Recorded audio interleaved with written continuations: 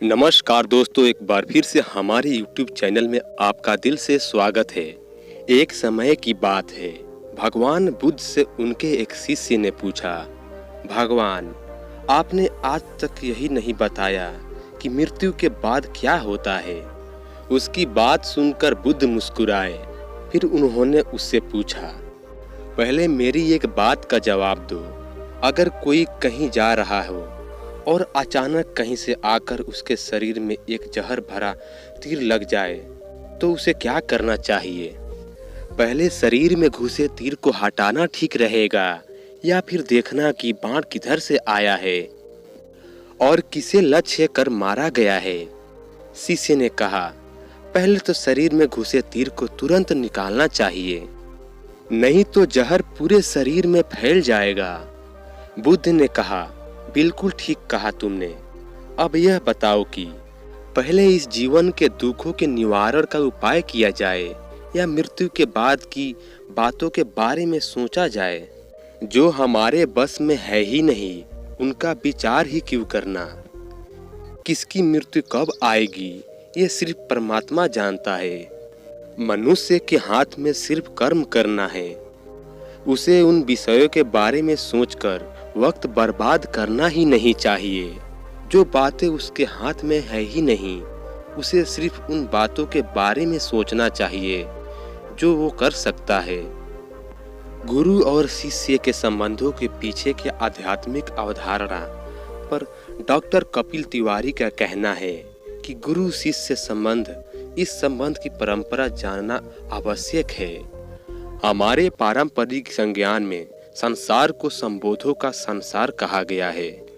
कुछ संबंध है जो रक्त संबंध है, वह हमारा चुनाव नहीं, जो सामाजिक संबंध है उन्हें हम अपने प्रयोजन से निर्मित करते हैं। गुरु शिष्य संबंध ना तो रक्त संबंध है और ना ही किसी प्रयोजन से बनाया गया है। सामाजिक संबंध, यह तत्व एक आध्यात्मिक संबंध है।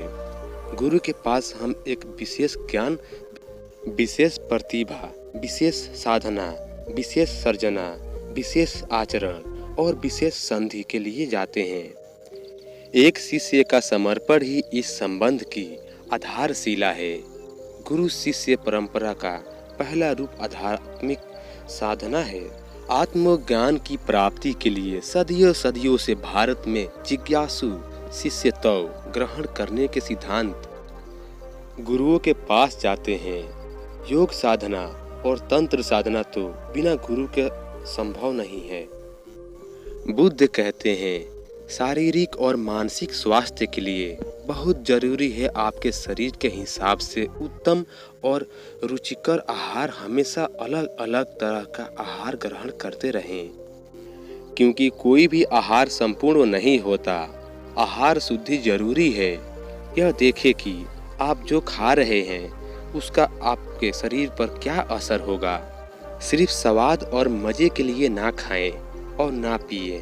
अन्न से शरीर ही नहीं, मन और मस्तिष्क का भी निर्माण होता है। जीवन में कई ऐसे अवसर आते हैं जबकि हमें जोखिम उठाना पड़ता है, तभी हम आगे बढ़ सकते हैं। रोजमर्रा के जीवन की बोरियत में बचने के लिए और अधिक धन या सफलता प्राप्त करने के लिए जोखिम तो उठाना ही होगा। याद कीजिए वो अंतिम समय जब आपने कुछ कठिन करने का निर्णय लिया था। आज आप जहां हैं वह इसलिए है क्योंकि आपने उस वक्त जोखिम उठाया था। अब इससे आगे जाना है तो आगे बढ़ने के बारे में सोचें। जोखिम उठाने का मतलब हो सकता है कि आप अपने इस जॉब से संतुष्ट नहीं हो और नए जॉब में जाना चाहते हो। आप अपने काम से कितना खुश हैं, ये आपके लिए बहुत मायने रखता है। अगर आप अपने जॉब या काम से खुश नहीं हैं, तो दूसरा काम करें। आपको पैसा की समस्या हो सकती है, लेकिन यह अस्थायी समस्या है, इससे आप निकल सकते हैं। आपके घर को देखकर ही आपका पर्सनालिटी का पता लगाया जा सकता है। आपका घर सुंदर और अच्छे वातावरण से परिपूर्ण है तो उसका आपके मेहमानों पर गहरा असर होगा। वे आपसे सभ्य तरीके से ही बात करेंगे। आपने देखा होगा कि एक बहुत ही ऑफिस में घुसते ही आप गंभीर और सभ्य बन जाते हैं। वहाँ के लोगों से भी आप अलग ही तरीके से बात करते हैं। अतः अपने घर के साथ आप अपने पहनाव पर भी ध्यान दें। रात में सोते समय क्या पहनकर सोना है और ऑफिस, स्कूल, कॉलेज या अन्य जगह पर जाते समय क्या पहनकर जाना है, यह तय होना चाहिए। सब कुछ सुंदर और अच्छा होना चाहिए, तभी सामने वाला आपसे कैसे बात करेंगे यह आप तय कर सकते हैं। लोग आपको जैसा देखते हैं आपके बारे में वैसा ही सोचते हैं। अपने घर में साफ सफाई रखें। अपने घर को साफ करने की आदत बना लीजिए, खुशी और आदरपूर्वक, क्योंकि आपके घर की सफाई आपके शरीर का प्रतिबिंब है। अगर आपके चारों ओर का वातावरण अच्छा है तो आपके अंदर पॉजिटिविटी का संसार होगा और आप मन से स्वस्थ महसूस करेंगे। आत्मविश्वासी बनाए रखने के लिए जरूरी है कि आप कैसे माहौल में रहते हैं। अगर आपके चारों ओर आपको मोटिवेट करने वाला कोई हमेशा हो तो आप कुछ अच्छा कर सकते हैं, लेकिन नहीं तो आप घर और वस्त्र को बदलकर भी आप ऐसा कर सकते हैं। खुद को बदलने का मतलब पहले फिजिकल तौर पर बदलाव लाना होगा। दोस्तों, अच्छे जीवन जीने के तरीके को मैं एक कहानी के माध्यम से आपको बता देता हूँ, लेकिन दोस्तों आप इस कहानी को जरा गौर से सुनिएगा। आनंद, जो कि गौतम बुद्ध के प्रिय शिष्यों में से थे, एक बार वह श्रीवस्ती में विपश्यना कर रहे थे। विपश्यना बुद्ध की कई शिक्षाओं में एक है। शाम का समय था और इसी बीच आनंद का ध्यान पास में लिखे सुंदर फूलों की ओर गया। फूलों को देख आनंद उसके सुगंध के बारे में सोचने लगे कि इन फूलों की सुगंध कितनी अच्छी है, लेकिन सारी सुगंध उसी दिशा में जा रही है जिस ओर हवा बह रही है। फूलों की सुगंध तो चारों ओर फैलनी चाहिए। आखिर ऐसा क्यों है कि फूलों की सुगंध सभी दिशाओं में ना फैलकर केवल हवा के दिशा में ही जा रही है? आनंद को याद आया कि बुद्ध ने 3 प्रकार के उत्तम गंधों के बारे में बताया था, जो कि मूल गंध, सार गंध और पुष्प गंध है। इसके बाद आनंद सोचने लगे कि क्या कोई ऐसी सुगंध भी हो सकती है जो हवा के विपरीत दिशा में भी फैली, यानी सभी और फैले। यह सोचते हुए अपने मन में उठे इस प्रश्न के उत्तर के लिए बुद्ध के पास गए।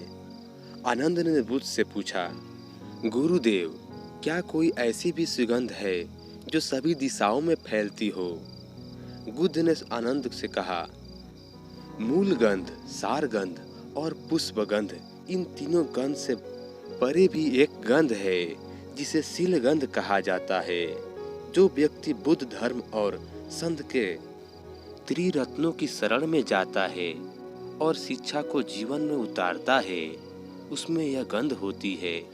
जो दुर्गुण और बुरे विचारों से दूर रहता है और धर्म का पालन करता है, दान करता है, सभी इंद्रियों पर समय रखता है और जीवन में त्याग को महत्व देता है, उसी व्यक्ति में शील गंध पाई जाती है। ऐसे व्यक्ति की सुगंध चारों तरफ फैलती है और लोग उसका सम्मान करते हैं। बुद्ध की बात सुनकर आनंद ने कहा, गुरुदेव, और इसी गंध से ही तो पूरा संसार आगे बढ़ रहा है। धम्मपल पाली बौद्ध धर्म का प्रसिद्ध साहित्य ग्रंथ है, जिसे गीता के समान पवित्र माना गया है। इसमें मूल बौद्ध भिक्षाओं का संग्रह है। धम्म पद में शीलगंध को लेकर कहा गया है। तो दोस्तों, आपको बुद्ध की इस कहानी से कुछ तो सीख मिली होगी। अगर आपको कुछ सीख मिला है तो आप कमेंट में नमो बुद्धाय लिखना ना भूलें। तो दोस्तों, मिलते हैं अगले वीडियो में। धन्यवाद।